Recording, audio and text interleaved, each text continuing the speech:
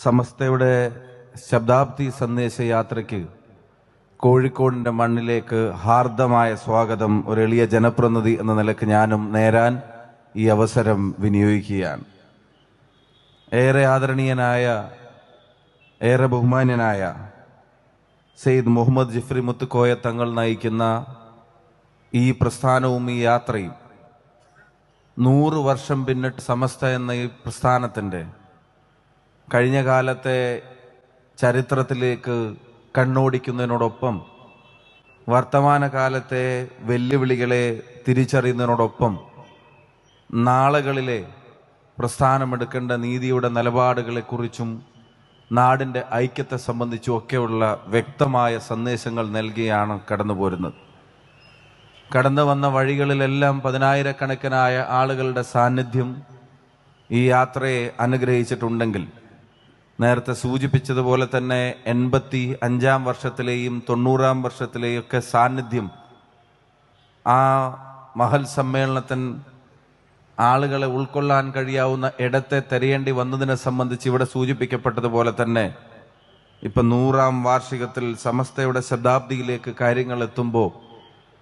അവിടെ ഉൾക്കൊള്ളാൻ കഴിയാത്ത ജനക്കൂട്ടത്തെ സംബന്ധിച്ച്, പങ്കെടുക്കുന്ന സഹപ്രവർത്തകരെ സംബന്ധിച്ച്, സഹോദരങ്ങളെ സംബന്ധിച്ച്, വിശ്വാസികളെ സംബന്ധിച്ചൊക്കെ പറയുമ്പോൾ അതിലേറ്റവും പ്രധാനപ്പെട്ട ഒരു വാചകം, അതിൽ അന്തർലീനമായത് എന്താണ് എന്ന് മനസ്സിലാലോചിക്കുമ്പോൾ വരുന്ന ആദ്യത്തെ ഉത്തരം, ഒരു പൊതു ഇടത്തിനും ഉൾക്കൊള്ളാൻ കഴിയാത്ത അത്ര ലക്ഷക്കണക്കിനായ ആളുകൾ വന്നു ചേരുന്ന ഒരു പ്രസ്ഥാനം ഒരിക്കൽ പോലും അതിൻ്റെ അണികളോട് ആയുധമെടുക്കാൻ പറഞ്ഞിട്ടില്ല എന്നുള്ളത് ഈ പ്രസ്ഥാനത്തെ അറിയുന്ന ഏതൊരാൾക്കും, ഈ പ്രസ്ഥാനത്തിൻ്റെ ചരിത്രം അറിയുന്ന ഏതൊരാൾക്കും എക്കാലത്തും അഭിമാനത്തോടെ ഓർത്തെടുക്കാവുന്നതും മുന്നോട്ടുള്ള യാത്രയിലെ ഏറ്റവും പ്രധാനപ്പെട്ട കരുത്തും എന്തായിരിക്കും എന്നുള്ളതിൻ്റെ വ്യക്തമായ സൂചന തന്നെയാണ്. അതിൻ്റെ കാരണം എന്താണ് എന്ന് ആലോചിക്കുമ്പോൾ അതിന് ലഭിക്കുന്ന ഒരു ഉത്തരം, സമസ്ത രൂപം കൊണ്ടത് ഒരു സംഘടനയായിട്ടല്ല, ഒരു ദിശാബോധമായിട്ടാണ് എന്നുള്ളതാണ്. ഈ കഴിഞ്ഞ വർഷങ്ങളിലെ, നൂറ്റാണ്ടിലെ പ്രവർത്തനം നമ്മളോട് എല്ലാവരോടും പറയുന്നു.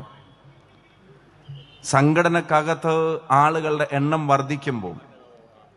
സംഘടനയ്ക്ക് ശക്തി ഉണ്ടാകുമ്പോൾ,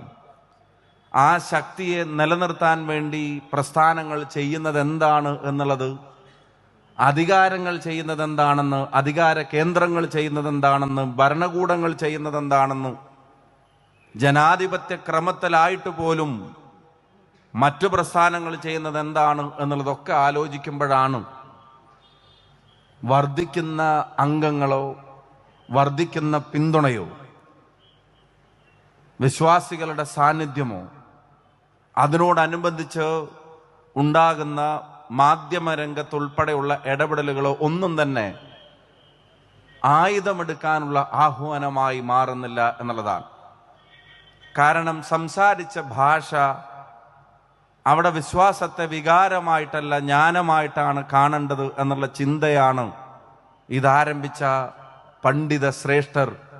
ഈ പ്രസ്ഥാനത്തിന് 100 വർഷത്തിന് ഇപ്പുറത്തും നേതൃത്വം നൽകുന്നവരിലേക്ക് പകർന്നു കൊടുത്തുകൊണ്ടിരിക്കുന്നത് എന്നുള്ളതാണ് അതിൻ്റെ പ്രത്യേകത.